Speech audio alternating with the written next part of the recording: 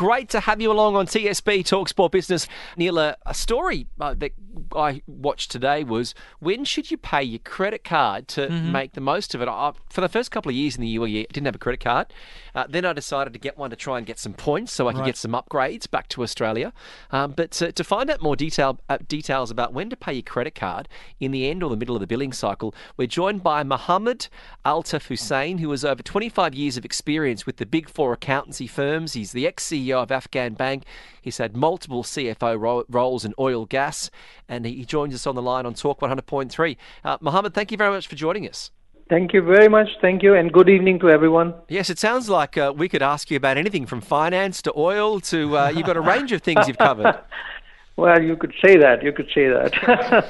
For many of us that have credit cards, obviously there is that interest-free period. But to make the most out of your credit card, where is the best place to pay? Is it as soon as possible? Is it mid-cycle? What's your advice?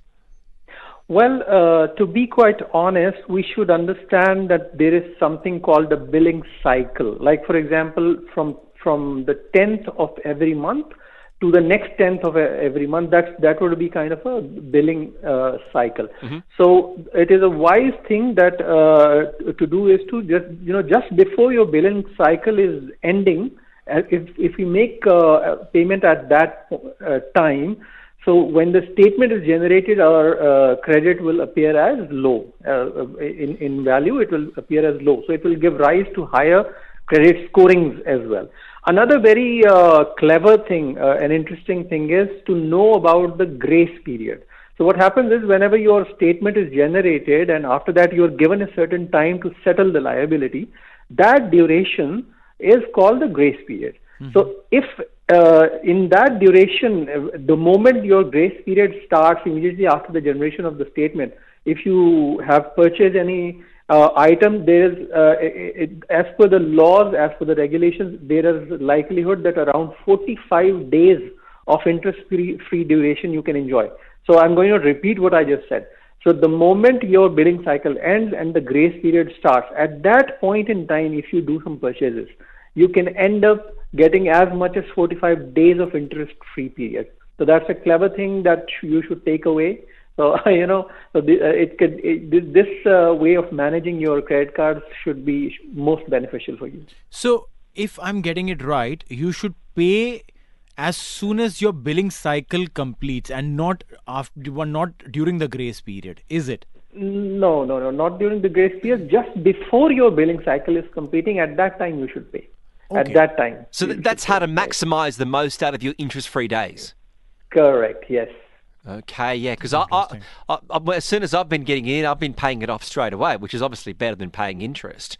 But really, to make, well, you shouldn't laugh. That's good financial literacy. But really, I didn't realise this. Now, is it possible to change your billing cycle? I mean, if I ring up the bank and say, "Hey, I get paid on the 5th. Can you start my billing cycle on the 6th?" Is that possible? Well, I believe you can make this request to banks for sure, and they do have a favorable attitude towards this.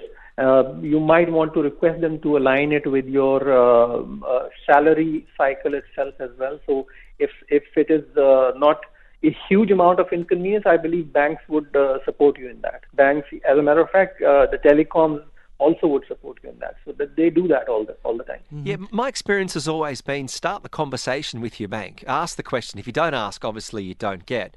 But quite often it's the best to contact the bank if you can actually get through to someone these days. But contact the bank and yeah, try and ask the question, because you find out they'll genuinely be more helpful than you expect. Absolutely, yes, it will be. You have to reach out, and all these banks and telecoms are quite helpful actually. So if you reach out to them, you put up the right kind of case, you tell them your genuine issue, they listen to you. No, I mean, credit cards, a lot of people, within my friend circle have generally been complaining with the fact that, I cannot manage credit cards. I don't like credit cards. And I've always wondered that what is there to not like, when someone is giving you money to spend and you have a credit credit-free period of as much as 45 days. So what is there to not like about it? What are the most common errors that people do who are using credit cards, and how can that be overcome? I mean, is there a fail-proof mechanism of using credit cards, like even in today's time and age, if people need to learn? Well, this requires a lot of consideration in terms of your financial planning, etc. So, credit cards do provide you those grace periods that are there. Some of the credit cards are under promotion sometimes, so that's where we need to be very. We should know when to make our payments. That's the most important point. If we delay in it, credit card rates are quite high. Right. If you do a lot of delays in discharging your credit cards, or sometimes you go beyond the grace period, then definitely penalties may also befall you. But mostly the credit cards, they carry certain incentive schemes, some certain cashbacks, etc., loyalty programs also. So that is somewhere you get a lot of benefit as well. Like I know about certain credit cards which give you some value-added benefits. So people find it kind of inelastic to ignore the benefits that credit cards offer in certain other areas like traffic fines, etc., which can be reduced 50%. Similar things are available there. Or for that matter, sometimes the speed and the ease of utility that makes them inelastic. So people prefer that, okay, we will accept the small amount of finance charge or interest charge that will befall us, but the amount of ease that we are getting out of it, that is too much to ignore. That is why people would still want to go for the credit card. However, one should never be lenient about the fact that we need to very clearly understand, and I want everyone to take this away from this call today, that one should be very clear about the billing cycle dates. Do not ever ignore your billing cycle, and we should always remember the grace period that is, because these two, if we remember these two variables very well, it is not likely, it is not possible that we may do mistakes while handling our credit card.